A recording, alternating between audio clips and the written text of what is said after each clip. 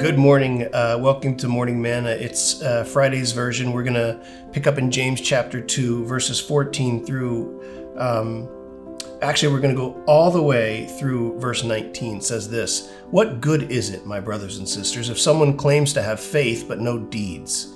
Can such faith save them? Suppose a brother or a sister is without clothes and daily food. If one of you says to them, 'Go in peace, keep warm and well fed,' but does nothing about their physical needs, what good is it? In the same way, faith by itself, if it is not accomplished by action, is dead."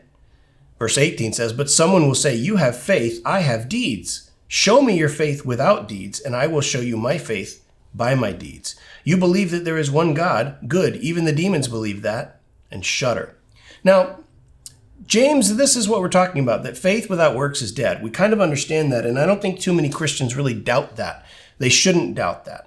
But what James is saying is, look, faith is necessary. You cannot be saved without faith. And he's not contradicting what the Apostle Paul says in Ephesians 2, where it is by grace you have been saved, not by works, lest someone should boast. In fact, he's kind of saying the same thing. He's just coming at it from a different perspective. Because in verse 10 of Ephesians, we see that Paul says this faith, this grace that saved you, is designed to put in action.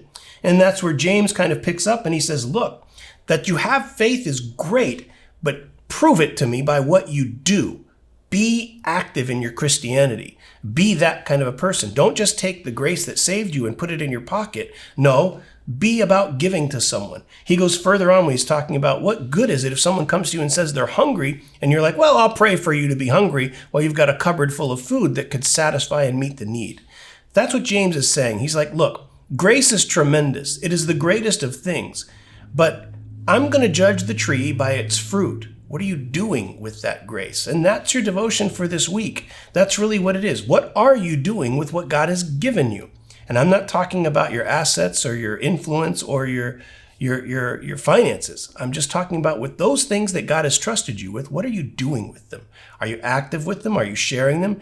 Are you loving your neighbor? Are you making things better for someone else? If you're not, you probably should be. So do what Paul says. Examine yourself and see that you're in the faith. Test yourself. Stand in the mirror and say, Lord, how do you see me? And watch what happens with God's response. Guys, that's your devotion for the week. We'll see you on Sunday. But before we go, I want to remind you to like and subscribe, to hit that bell icon so you can be made aware every time we put out a new video. And I'm telling you, JT needs a blessing. Do something that blesses JT. He's editing all these videos, and man, you have no idea how many cuts and stops we put in here because I mess it all up. He needs to be blessed. Do something amazing for JT and watch what happens in your life. We'll see you on Sunday.